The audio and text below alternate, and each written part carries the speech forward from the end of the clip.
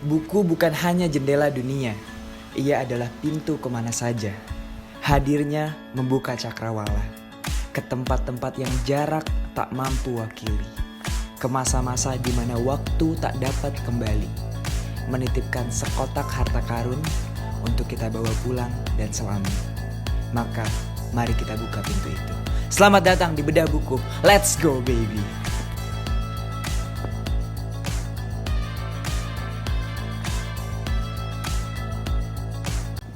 Oke, assalamualaikum warahmatullahi wabarakatuh. Ketemu lagi sama gue. Hari ini kita akan bedah buku. Itu buku Maaf Tuhan, Aku Hampir Menyerah. Oke, pertama kita bahas dari tampilan dulu ya. Seperti teman-teman lihat nih, bukunya warnanya kuning ke orange-orangan atau orange ke kuning-kuningan, sama kayak baju enggak. Terus dari covernya tuh simpel banget ya. Ada ombak, kapal, dan burung-burung. Terus first impression gue terhadap buku ini sebenarnya nggak begitu baik ya. Gue udah sering lihat ini ada di timeline dan banyak sosial media gitu. Dan dari baca cover dan judulnya tuh sebenarnya nggak mewakili apa yang ada dalam isinya. Karena buat gue kesan pertamanya itu tuh kayak buku yang kayak sedih, terus mengasihani diri sendiri dan sebagainya. Which is gue benci banget dengan hal kayak gitu.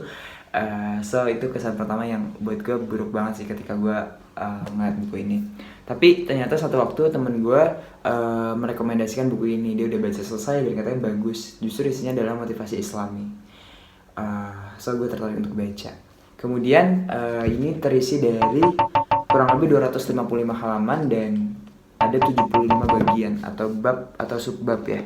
Intinya 75 bagian.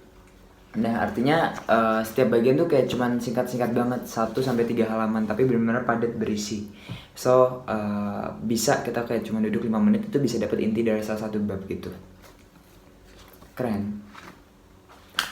Oke, sekarang kita masuk ke isinya.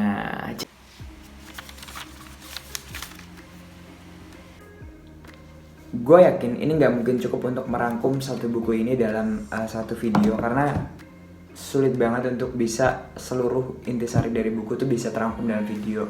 Teman-teman harus baca sendiri, tapi seenggaknya gue ingin mencoba apa yang gue dapat dari buku ini, inti-intinya gitu. Seenggaknya ada 5 inti yang coba untuk gue rangkum. Nah, yang pertama itu adalah tentang kesedihan itu sendiri, bahwa kesedihan itu adalah bagian daripada kehidupan gitu. Wajar banget kita semua merasakan sedih dalam kehidupan, karena memang itu pasangan kehidupan. Sebagaimana rasa bahagia, rasa sedih juga akan selalu hadir dalam kehidupan, dan fase itu akan ada naik turun dan selalu hadir di kehidupan kita. So ketika kita menghadapi kesedihan, take it easy, karena seperti yang telah berlalu gitu ya, bahwa kesedihan yang sekarang kita rasakan juga akan berlalu. Jadi itu salah satu premis dasar yang bawa buku ini gitu, bahwa kesedihan itu wajar dalam kehidupan dan itu akan berlalu. Yang pertama. Lalu yang kedua adalah, sebentar nyantek dulu dikit. Tadi gue udah bikin catatan di sini. Yang kedua adalah dalam menghadapi kesedihan kita tuh selalu punya Allah gitu ya. Seberat apapun, sesulit apapun ujian dalam kehidupan, masih ada bumi yang sangat luas untuk kita bisa bersujud. Maka ketika kita mengalami kesedihan, justru itulah momen yang tepat untuk kita kembali kepada Allah, untuk bersujud, mengadu padanya, lalu minta tolong kepadanya.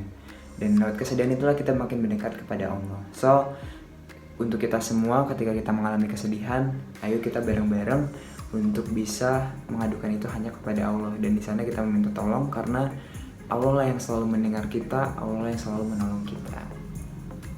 Yang ketiga adalah dengan diberi ujian kesedihan dalam hidup kita, bukan berarti Allah tuh benci sama kita. Justru Allah tuh ingin kita tuh mendekat kepadanya lewat kesedihan ini, meminta tolong kepadanya, dan meningkatkan derajat kita melalui ujian-ujian ini. Dan ini dikuatkan dengan banyak juga kisah-kisah para nabi di dalam buku ini ya, dalam buku ini, yang mana padahal nabi-nabi itu sangat dicintai dan sangat mencintai Allah gitu. Levelnya jauh mungkin di atas kita manusia biasa, tapi seberapapun tinggi derajat mereka tetap diuji sama Allah dengan kesedihan. Bahkan kesedihan mereka jauh lebih berat daripada kesedihan kita. So ketika kita mengalami kesedihan, jangan langsung menyimpulkan bahwa Allah tuh benci sama kita. Justru bisa jadi itu tanda Allah sayang sama kita, ingin kita kembali dan meminta tolong padanya gitu. Lalu yang keempat adalah buku ini juga menyarankan dan menjelaskan bahwa poros kehidupan itu bukan di sini, tapi di surga nanti. Tujuan kehidupan itu di surga. Jadi apapun ujiannya dalam kehidupan ini, seberapapun beratnya, seberapapun sulitnya, itu jangan sampai mengalihkan kita untuk beralih dari tujuan utama kita, yaitu surga. Justru setiap ujian itu harusnya menguatkan kita bahwa kita akan kembali suatu hari nanti ke surga. Bukannya ketika kita sedih, ketika kita mengalami ujian, ketika kita mengalami cobaan, justru kita merasa udahlah, hidup kayak gini-gini aja, hidup ini sedih dan sebagainya. Akhirnya kita pundung dan kita berbalik arah dan gak mau mengejar surga itu lagi. Nauzubillah min dzalik. Semoga gak kayak gitu. Dan buku ini mengajarkan bahwa tenang aja, kesedihan ini bagian daripada proses. Bukankah untuk menaiki tempat yang tinggi kita perlu menaiki anak tangga demi anak tangga? So kita naik anak tangga demi anak tangga itu dengan kenikmatan, dengan kekuatan, dan yakin bahwa akan selalu ada yang menolong kita, yaitu Allah Subhanahu wa Ta'ala, dan juga mengirimkan orang-orang yang sayang pada kita di sekeliling kita.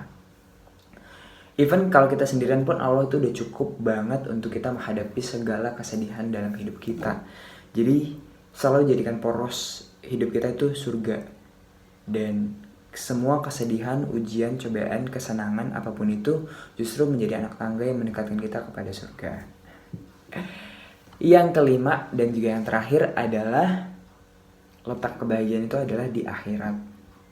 Jadi apapun yang kita hadapi dalam hidup ini, ketika kita yakin sepenuhnya bahwa kita akan kembali suatu hari nanti, apapun yang terjadi di dunia itu indah, karena kita mengarahkan bahwa semua itu adalah bekal untuk menuju pulang. Ketika kita sedih, kita tahu bahwa kita bersabar atas kesedihan itu, kita mendapatkan poin plus, poin lebih untuk kita berbekal untuk kita pulang. Ketika kita mendapat kebahagiaan, kita bersyukur, itu juga menjadi poin plus, jadi bekal tambahan untuk kita pulang. Dan itu luar biasa indah. Jadi apapun yang kita hadapi dalam kehidupan, sebagai mukmin, sebagai muslim, kita bersabar dan bersyukur, itu jadi kebermanfaatan dan kebaikan untuk kita. Di dunia ini kita merasa senang dan merasa bahagia bahwa itu akan menambahkan bekal kita. Di akhirat nanti insya Allah itu justru jadi bekal yang terbaik, sehingga kita siap untuk berpulang menghadap Allah dengan bekal yang terbaik, dengan hati yang terbaik, dengan kesiapan yang terbaik, dan pulang dengan penuh kebahagiaan. Ya, mungkin itu yang bisa gue sampaikan tentang buku ini. Sekali lagi, ini gak mungkin bisa merangkum seluruh yang ada di dalam buku ini. Teman-teman harus baca sendiri, apalagi teman-teman yang nyari tentang self-help dan self-development. Menurut gue ini cocok banget, yang nuansanya islami. Jadi teman-teman punya arah, dan banyak juga ini diarahkan dengan ayat Al-Quran, hadis Rasulullah Muhammad SAW. Jadi ini berdasar banget. Gue sangat merekomendasikan untuk teman-teman baca ini. Oke, terus kemudian ada beberapa quotes yang mungkin bisa gue kutip dari buku ini. Mana ya? Ada banyak yang seru sih. Doamu selalu terjawab, walau terkadang tidak sesuai dengan permintaan, tapi pasti selalu yang terbaik. Asik. Lalu ada juga selanjutnya nih. Tinggalkanlah yang menahan terkabulnya doa-doa kita adalah maksiat. Yang menghalangi kita dari ketenangan adalah maksiat. Yang menjauhkan kita dari Allah adalah maksiat. Lantas, kenapa kamu masih ragu untuk meninggalkannya? Asik. Apalagi ya? Asli ini banyak banget quotes-quotesnya. Jadi teman-teman kalau mau upload di Instagram bisa.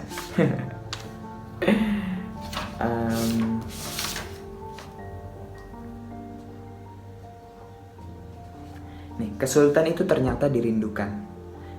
Kalaulah kita tahu bahwa balasan dari kesabaran adalah pahala yang tak terhitung jumlahnya dan surga yang tak terkira indahnya, tentu senyum kita akan tetap merekah walau sedang terhimpit. Walau sedang terhimpit begitu banyak masalah. Rimanya bagus, inti-inti cerita juga sangat bagus. Terakhir sebagai penutup,